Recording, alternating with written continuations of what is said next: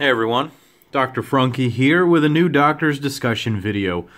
First, I want to say a big thank you to everyone who watches my videos, who sort of supports me by either sending me knives or even just commenting or liking on my videos, following me over on Instagram and commenting there and sending me messages and emails. And, thank you to everyone, because today marks 1 year since the creation of Dr. Frunkey. And I thought I wanted to take some time and make a video today about the state of where I am now, sort of where I've been, maybe answer some of the frequently asked questions that people have about me and the channel. So it's been a year, and things have really grown very quickly. I started out with some production Spydercos and ZTs, got into some of the sprint runs, and then I sort of catapulted into the custom market, and now I have plenty of custom knives that have come through the channel. I've got a few of them out here on the table right now, and it's been a real pleasure to experience the knife market all the way from the very lowest of the low. And yes, this is a Z Hunter signed by the Shabazz himself. He sent this one along with a couple of other knives that are headed over to my good buddy Nico over in Greece. Now, Nico's someone that I definitely want to recognize. He goes by Today's Grail _ Tomorrow's Beater on YouTube and on Instagram. And, we've been friends ever since college, and it's just been a really nice time. He sends me a lot of knives because he's as much of a knife addict as I am. And he just has a lot more money than I do right now, so he's been enjoying this so much, and I have really benefited from his generosity and the fun that I've had. Now, he has supplied a whole lot of knives for a lot of videos, but so have a lot of you guys. And I am super, super thankful to all the people that have sent a knife in, or even a box of knives for review. There are a few more of you floating out there that are offering to do it, and I'm just so grateful, because what it allows me to do is experience a very broad range of knives from a lot of different makers, with a lot of different materials, a lot of different steels, and it allows me to sort of form a more solid judgment. When I started out, I was just kind of saying, yeah, this knife is really great. I like this knife. It carries well for this, that, or the other reason. Now I'm able to actually be a bit more critical of all the knives, because I have been really experiencing all different types of things. And so thank you to everyone who sent a knife in. I recently acquired this Kaiser Feist from a buddy here in town, actually. He was able to stumble upon my profile, and we started talking. I found out that he lives in the same city, and so we've been hanging out, and so that's really cool of him to let me borrow this Feist. This front flipper mechanism is something of a curiosity to me. I actually, this very morning, put in my pre-order for one of the Boost smokes, the TS1, and of course, Frunkey Green. Speaking of Frunkey Green, I've got this Gavco Knives Trasher right here. I really am waiting to do a video on this, as well as a comparison with my own smaller Trasher. So, who is Dr. Frunkey and where did he come from? Well, like I said, it's been about a year now, and I am a doctor, and that is part of my name. I'm actually a resident physician. So if anyone is familiar with the sort of hierarchy of doctors, you've got to be, first you're a pre-medical student in college, and then you're a medical student actually in school, and then you become a resident physician, which is an MD. You have a doctor's license, but you're still technically in training for whatever specialty you're wanting to go into. And I'm in training to become a neurosurgeon. I'm in my 5th year of neurosurgery training. I started last year in my 4th year of neurosurgery training doing this. And so I'm a busy guy. I've got a lot of stuff going on. I find it hard to make videos as often as some of the other guys do. And I just want to mention some of the other guys who are real, influencers and my friends and people that are just doing great things in the knife community. Number one, Nick Shabazz. Everyone knows him. What a nice guy, man. Just so much fun, and he loves this as much as anyone. He has his very own strong opinions, and while I don't agree with all of his opinions, I think it's fun to see what he thinks of certain knives. Certain things that he dislikes about knives, I like, so when he complains about it, I know that I'm going to like that about a knife. He doesn't particularly like big flippers. I tend to like them sometimes. They don't really interfere with stuff in the pocket. It's all about your carrying habits. Kevin Cleary, good buddy of mine. We talk a lot, and he's got a great channel. I love these top 5 videos that he's doing. I really don't want to sort of ride him and take those ideas from him. I think he's doing an excellent job, and everyone should be checking him out. He's got a great channel. Treddy's Knife Reviews. Treddy, or Raphael, is a great guy.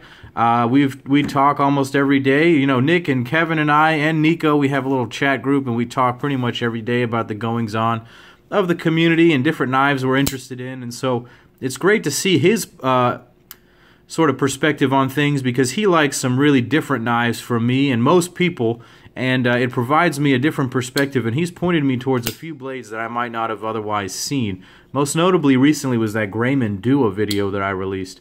Super, super nice. So I started the channel sort of out of boredom. I didn't have a whole lot going on at the time. I had sort of a slow couple of weeks, and I had a bunch of knives in, and one of my good buddies in the hospital said, man, you should make a channel, just start recording your thoughts on these knives because you talk about them all the time. And I said, okay, no problem. So I just sat down one day, threw my Spyderco Nirvana in front of my cell phone, and just talked about it for a few minutes. And then from there, it kind of sprang forward. My second video was on this knife, the 0392 BRN GLD. If you want to scroll way back in my videos, you'll be able to see that. I'm now up to 152 videos that I've created. Not all of them are published yet. A couple of them are kind of laying in wait. But I have really grown my collection in that amount of time, all the way up to this guy right here. This is the Frank Fisher and Robert Carter Knives Talon, and this is the absolute jewel of my collection. And I say that because it costs the absolute most of all of these knives. It costs, you know, probably what these knives kind of cost all bundled together almost. And it's gotten a little bit out of hand for me, and I've realized that there may be a sort of upper limit of where I need to be hanging out, what kind of knives I need to be playing with right now. And, you know, maybe I got burned on this one a little bit, because another thing that I tried to do was try to sell it. I'm actively trying to sell that knife. I'm actively trying to sell the Peter Rizzenti Satori right now. I actually do love this knife, but I find myself not carrying it. I have the final diagnosis coming out on this very soon, so keep your eyes peeled for that. I absolutely adore the craftsmanship and the way that it looks, but I'm not carrying it enough, and so it's got to go. So another thing people ask me a whole lot is, why do I sell so many of my knives? And well, that's because of a very specific thing. I have a Nowpack 8 knife case. I'm not really going to be able to get it all in frame right now. It's empty because all my knives are out here on the table right now. But that is sort of a self-limiting sort of a thing right there. I live by the principle that when my collection fills up that Nowpack case of 8 knives, it's time to move on, because that's one too many knives for an everyday carry. I can carry a different knife every single day, and I can rotate it out for a whole week. There's just no need in my mind to have that many knives, and some people love having 5 million knives, and more power to them, but my logic is that I'd rather have a small, concentrated collection of very awesome knives rather than having, you know, a whole ton of knives that maybe I don't carry, some that I don't even like. And so I tend to move my knives on. Actually, these knives from the Talon here over to the Rizzenti, these are my current collection. I have actually sold the Brian Nadeau Mini Typhoon to my buddy Nico. He's going to be picking that one up from me. So the rest of these are on loan. I still actually use my Spyderco Maximet Mule. This is probably my most used knife. Let me show off the patina that this has developed over the course of about a year. I have really not taken care of this. I kind of wipe it down, I wash it off, and then I leave it. Sometimes I leave it with food particles on it just to see what happens. It's developed a pretty light patina, but for those of you buying these new Maximet Spydercos, don't be worried that it's just going to go ahead and rust on you. It's going to be totally fine. Speaking of blade steels, one of the things that I've noticed is that there really is a difference between some of the super low-level steels and then the higher-level steels. But what I've noticed is that there really is a point of diminishing return where some of these steels are more than perfectly adequate and have never dulled on me. You know, I think S35 VN is an amazing steel. M390, 204P. I've had great experience with CPM 154. I really love S90, S110. These are all great steels, but I can't really tell them apart in a simple cutting test. Each knife is totally different. Now, carrying on with that sort of concept, I have to talk about being a reviewer. I didn't really think that I was going to sort of become a knife reviewer, and some people sort of say that about me. And even though I sort of make my opinions known about certain knives, I don't think that my opinion should really necessarily change what you're going to do in terms of your buying habits. If I can point out a serious flaw in engineering or comfort or something like that, or quality, perhaps that should motivate you. But a lot of what I have noticed is that knives are a very sort of individualized thing. One person may think that the 0392 is just too big for their hand, it's too big for their carry, it's too aggressive looking, but I love it because it fits my hand just about better than any other knife out there. It's amazingly comfortable. I love the ergonomics of it, I love the materials, and I love the story behind it. So for me, this is an excellent, excellent knife. And so when I go on and on about it, just understand that it works for me, but it doesn't necessarily have to work for you. Some people may want a smaller carry. They want a more discreet carry. Some people want some interesting stuff. They want, you know, these crazy grinds and a lot of carbon fiber and a lot of beautiful stuff. Some people want real user knives. Some people don't even carry their knives. This is another topic that I've noticed, that we talk about these things all day, every day, especially as we get into these sort of higher-end custom knives. People buy these things for hundreds of dollars, thousands of dollars sometimes, and then they just go and they sit in a box. They sit in their Nalpac case, or they sit in a safe somewhere, and they never get used and they never get carried. And so that's something that I sort of find myself averse to.